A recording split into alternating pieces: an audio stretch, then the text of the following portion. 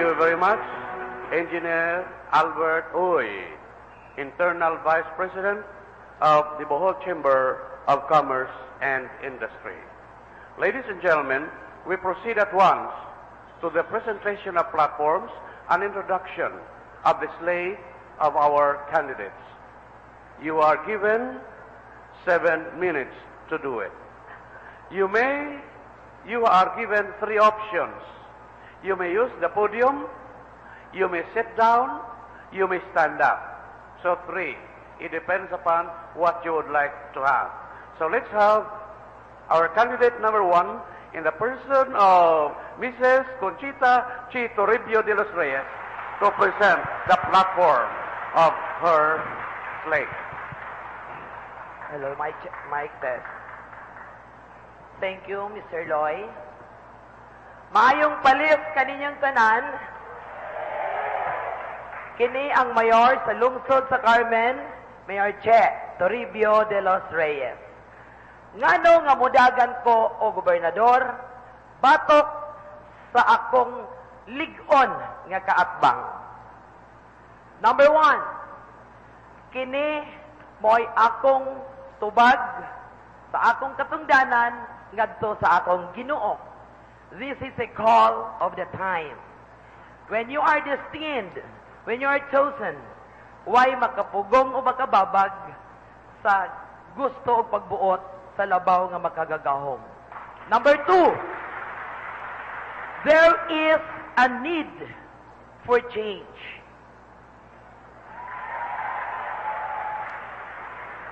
Dako kayo ang problema sa probinsya sa Bohol. Krisis sa liderato.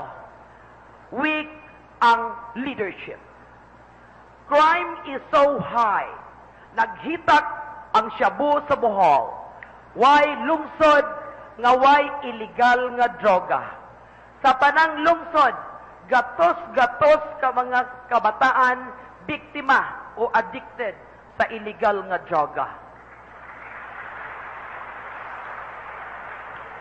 Almost every month na ay mga gagmay nga bata, 6 years old, 13 years old, biktima sa rape, patay tungod sa illegal nga shabu. 75% sa krimen sa Bohol, drug-related. Dako kaayong problema sa mga ginikanan, labi na sa katilingban. Panglawat, ang pobreng bulanon, kung ma-hospital, halos na nasa semento naghigda sa provincial hospital. Naay mga katre sa pasyente sa ospital, 2-3 ang naglunot sa usa ka higdaanan. Tambal! Way halos tambal nga makuha sulod sa provincial hospital. Mao'y hinungdan nga ang atong mga kaigsuunang kabos moabot sa istasyonan sa radyo o magpalimos. Moingon ta og mga ekwipo sa mga laboratory, CT scan, ultrasound, wa ni sa atong provincial hospital. Og magkinahanglan og dugo ang atong pobreng kaigsuunang bulanon. Muuli pa sa lungsod, Plitihan, Pakanon, inag-abot sa Tagbilaran, 1,800 ang bayad sa screening test sa dugo. 1,800 asa og kwarta ang atong kabos nga igsuon. Edukasyon. Paglibot nako, I've been to 700 barangays all over Bohol. Nakita nako 85% sa atong kabataan wa makatungtong og kolehiyo. Grade 6, 4th year. Mo'y hinungdan nga ang atong mga kabataan modunggo lang sa pagpamaid mo orani. Nganong watagaig pagtagad ang kinabuhi o kaugmaon sa atong mga kabataan. Korupsyon! Korupsyon!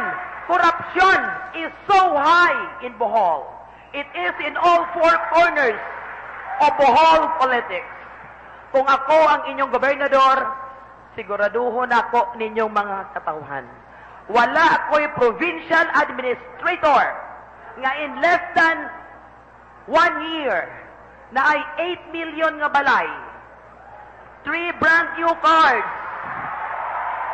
BMW motorcycle, armory of high-powered guns, 22 ka lechon og mag-birthday. January 17, Tarsier 117. Gitagaan pagyud og otoridad sa atong gobernador para mo transact mo pirma 5 million pababa. What a power. So powerful. Kining pagbaligya sa tubig og suga sa PPUD. Gikan sa PPUD ngadto sa pribado nga salkon. COA report 10 years bisag 5 walay ning sulod sa kaban sa probinsya. Kwarta na kini sa pobre nga bulanon. Akong kusog nga ikapasalig ninyo, mga kaigsuunan kong bulanon, kung ako ang inyong gobernador, it will be a transparent nga panggobyerno. Lig-on nga liderato. Dili nako itugyan sa ubang kamot ang kinabuhi o kaugmaon sa akong kadugong bulanon. Daghang salamat. Let's hear now from our candidate number 2, the governor, incumbent governor of the province of Bohol, Attorney Edgar Charo.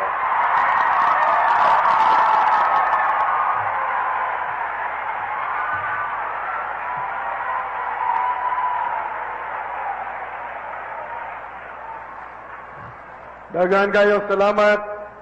Maayong hapon, lalawigan sa Bohol.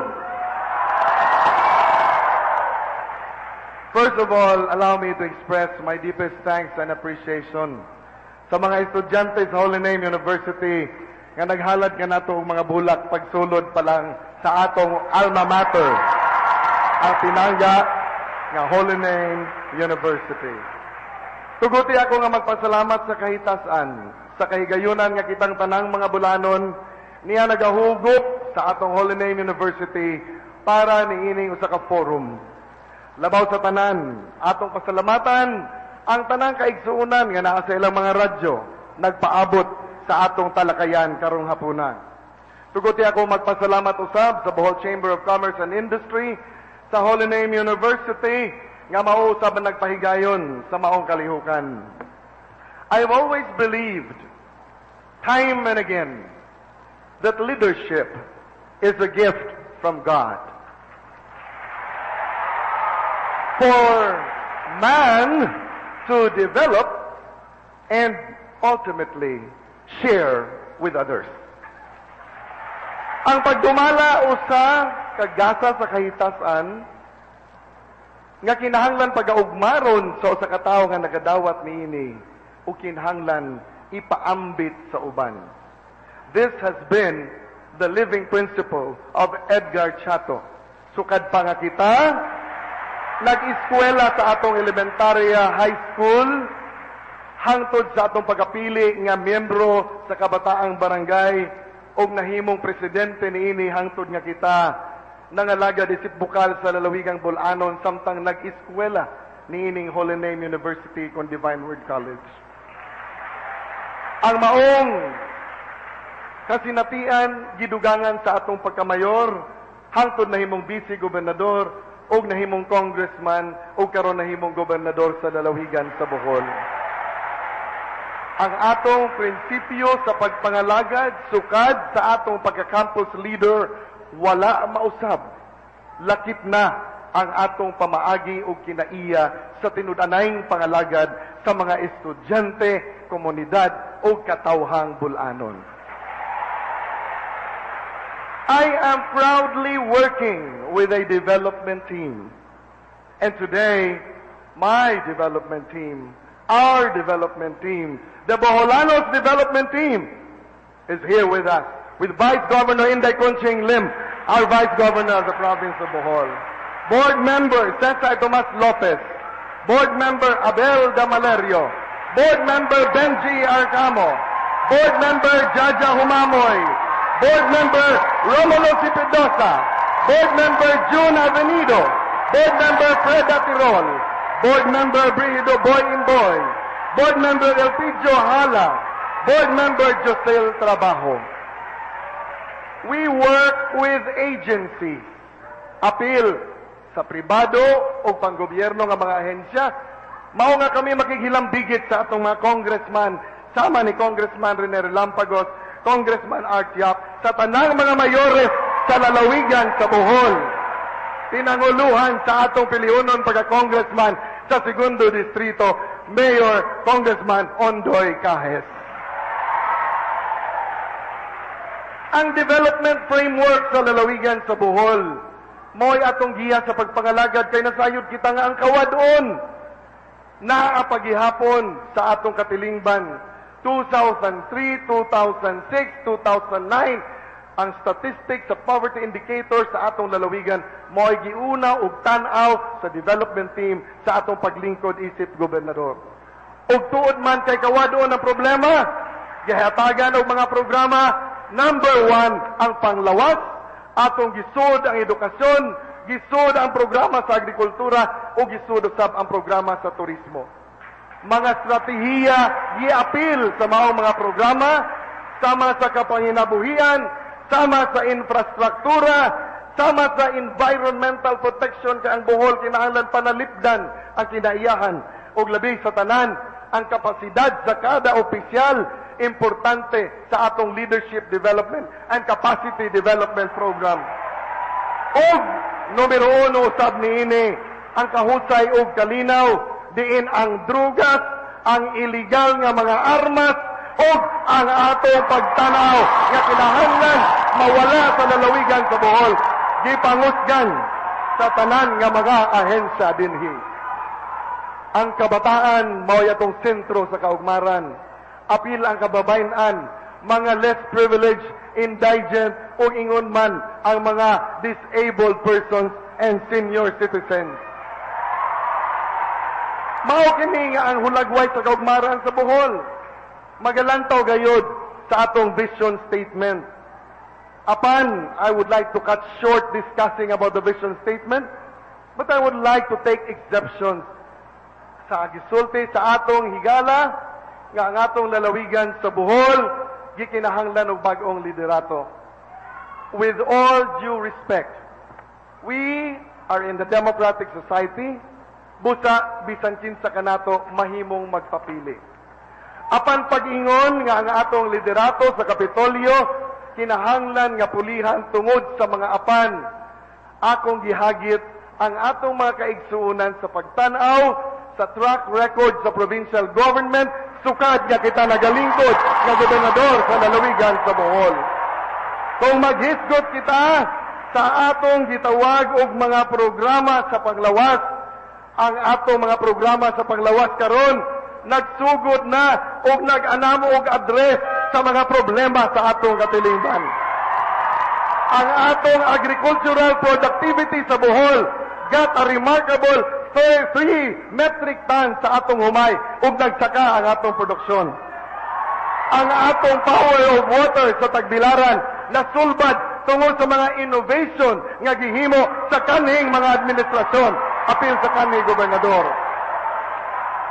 Nag-inom kamo sa tubig sa Tagbilaran nga nagagas sa gikan sa mga innovation.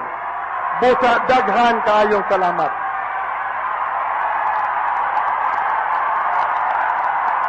Ladies and gentlemen, that was the presentation. It was not yet a question. Among gihangyo ang mga aniya diri sa audience, please do not make unnecessary noise. Remember, this is a civilized society.